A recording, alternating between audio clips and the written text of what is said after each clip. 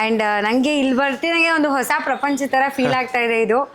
ಯಾಕಂದರೆ ಯೂಶಲಿ ಊರಲ್ಲೆಲ್ಲ ನೋಡಿರ್ತೀವಿ ಹಸುಗಳು ಮತ್ತು ಕುದುರೆ ಎಲ್ಲ ನೋಡೋಕ್ಕೆ ಸಾಧ್ಯ ಇಲ್ಲ, ನಮ್ಮೂರಲ್ಲಿ ಯಾರೂ ಸಾಕಿಲ್ಲ. ಬಟ್ ಇಲ್ಲಿ ಅಂದರೆ ಒಂದು ಫಾರ್ಮ್ ಹೌಸಲ್ಲಿ ಎಲ್ರಿಗೂ ಇದೊಂಥರ ಡ್ರೀಮ್ ಅಲ್ವಾ, ನಾನು ಒಂದಷ್ಟು ಹಸುಗಳು ಕುರಿ ಎಲ್ಲ ಸಾಕೊಬೇಕು. ಅದರಲ್ಲೂ ಕುದುರೆ ಅಂದರೆ ಯಾರಿಗೆ ತಾನೇ ಇಷ್ಟ ಇಲ್ಲ. ಸೊ ಆಲ್ರೆಡಿ ಇಟ್ಕೊಂಡಿದ್ದೀರಾ. ಎಷ್ಟು ಕುದುರೆಗಳಿದೆ ನಿಮ್ಮ ಹತ್ರ?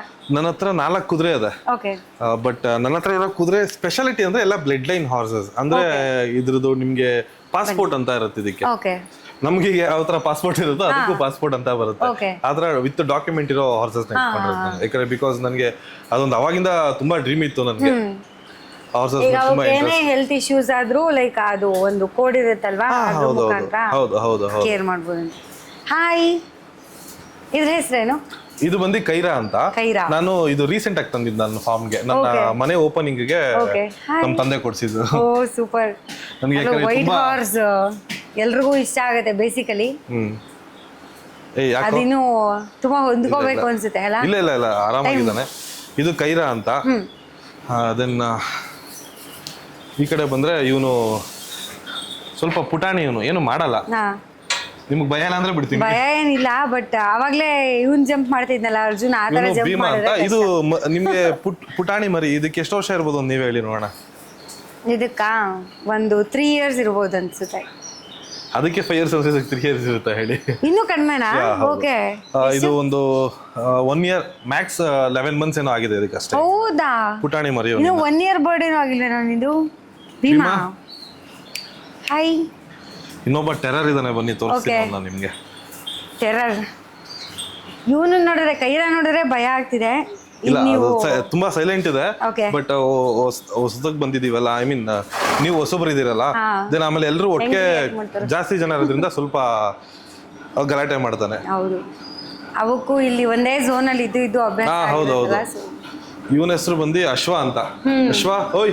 ಅಶ್ವಂಗೆ ಅಶ್ವ ಅಂತ ಹೆಸರಿಟ್ಟಿದ್ದೀರಾ ನೀವು? ಅವನು ಏನೋ ಅವ್ನು ತಿನ್ನೋದ್ರಲ್ಲಿ ಬಿಸಿ ಆಗ್ಬಿಟ್ಟಿದ್ದಾನೆ. ಇವನ್ ಬಂದು ಅಶ್ವ ನೋಡ್ತಾ ಇದ್ದಾನೆ ನೋಡಿ. ಹೆಂಗ್ ತಿರ್ಗಿ ನೋಡ. ಹಂಗೆಲ್ಲ ಲುಕ್ ಕೊಡ್ಬೇಡ ನೀನು. ಇಲ್ಲ, ತುಂಬಾ ಸ್ವಲ್ಪ ಡೇಂಜರ್ ಇದೆ ಬಿಕಾಸ್ ಯಾಕಂದ್ರೆ ಇದ್ರ ಫಾದರ್ ಬಂದು ಶಾನ್ ಅಂತ. ನಮ್ಮ ಇದರಲ್ಲಿ ಗುಜರಾತ್ ಅಲ್ಲಿ ಬಂದು ಇದ್ರ ಫಾದರ್ ಬಂದು ಚಾಂಪಿಯನ್. ಐ ಥಿಂಕ್ ರೇಸ್ ಅಲ್ಲ, ಶೋ ಮಾಡ್ತಾರೆ, ಕ್ವಾಲಿಟಿ ವೈಸ್ ಮಾಡ್ತಾರೆ ಈ ಹಾರ್ಸಸ್ ಅಲ್ಲಿ ಬೇಸಿಕಲಿ. ಇದ್ರ ಫಾದರ್ ಬಂದು ತುಂಬಾ ಶೋಸ್ ನ ವಿನ್ ಮಾಡಿದೆ. ಇದ್ರ father I think last year 80 lakhs something sale ಆಗಿತ್ತು. ಹೈಯೆಸ್ಟ್ ಬಿಡ್ಡಿಂಗ್ ಆಗಿತ್ತು ಇದ್ರ ಫಾದರ್ಗೆ. ಅದ್ರದ್ದು ಮಗ ಇದು.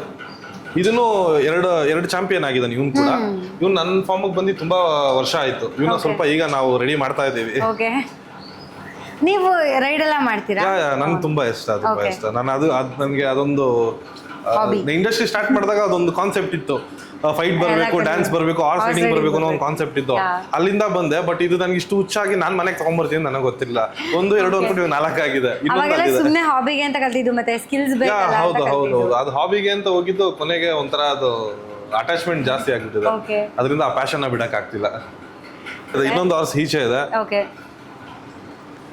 ನೈಸ್. ಮತ್ತೆ ನಾನು ಇನ್ನೊಂದು ಅಬ್ಸರ್ವ್ ಮಾಡಿದ್ದೇನಂದ್ರೆ, ಇಲ್ಲಿ ಎಲ್ಲಾ ಕಡೆ ಫ್ಯಾನ್ ಹಾಕ್ಸಿದೀರಾ. ಪ್ರತಿಯೊಂದು ಕಂಪಾರ್ಟ್ಮೆಂಟ್ಗೂ ಒಂದೊಂದು ಫ್ಯಾನ್ ಇದೆ. ಏನಕ್ಕೆ ಅಂತ? ಬಿಕಾಸ್ ನಿಮ್ಗೆ ಹಾರ್ಸ್ ಅಂದ್ರೇನೆ ಹೀಟ್ ಜನರೇಟ್ ಮಾಡುತ್ತೆ. ಹಾರ್ಸ್ ಬಾಡಿ ಹೇಗೆ ರಿಯಾಕ್ಟ್ ಆಗುತ್ತೆ ಅಂದ್ರೆ, ನಿಮ್ಗೆ ಹೀಟ್ ಟೆಂಪರೇಚರ್ ನ ಜಾಸ್ತಿ ಇಟ್ಕೊಳ್ಳುತ್ತೆ. ಅದು ಎಷ್ಟು ಟೆಂಪರೇಚರ್ ಇರುತ್ತೋ ಅಷ್ಟು ಡೇಂಜರ್ ಜಾಸ್ತಿ. ಅದನ್ನ ಕೂಲ್ ಮಾಡ್ಬೇಕು. ಯೂಶಲಿ ಹಾರ್ಸ್ ನ ರೈಡ್ ಯಾಕೆ ಮಾಡ್ತಾರೆ ಅಂತಂದ್ರೆ, ಅದು ಸ್ವಲ್ಪ ಕಾಮ್ ಆಗಿರೋದಕ್ಕೆ. ನೀವು ಅದನ್ನ ಒಂದು ವಾರ ರೈಡ್ ಮಾಡಿಲ್ಲ ಅಂದ್ರೆ ಅದು ನಿಮ್ಮ ಹತ್ರ ಬರೋದು ಇಲ್ಲ, ನಿಮ್ನ ಮುಟ್ಸ್ಕೊಳ್ಳೋದಿಲ್ಲ. ಅಷ್ಟು ರ್ಯಾಶ್ ಆಗಿ ಬಿಹೇವ್ ಮಾಡುತ್ತೆ ನಮ್ಮ ಹತ್ರ. ಅದಕ್ಕೆ ಎನರ್ಜಿನ ಲಾಸ್ ಮಾಡಬೇಕು. ಮತ್ತೆ ಈ ಬೇಸಿಗೆ ಕಾಲದಲ್ಲಿ ಏನಾಗುತ್ತೆ, ಅದಕ್ಕೆ ತುಂಬಾ ಹೀಟ್ ಜಾಸ್ತಿ ಆದಾಗ ಸ್ವಲ್ಪ ಈ ಫಂಗಲ್ ಇನ್ಫೆಕ್ಷನ್ಸ್ ಬರೋದು, ಇಲ್ಲಾಂದ್ರೆ ಸ್ವಲ್ಪ ಫುಡ್ ಸರಿಯಾಗಿ ತಿನ್ನಲ್ಲ, ಬಿಸಿಲಿಗೆ ನೀರು ಕುಡಿಯಲ್ಲ ಯೂಶಲಿ.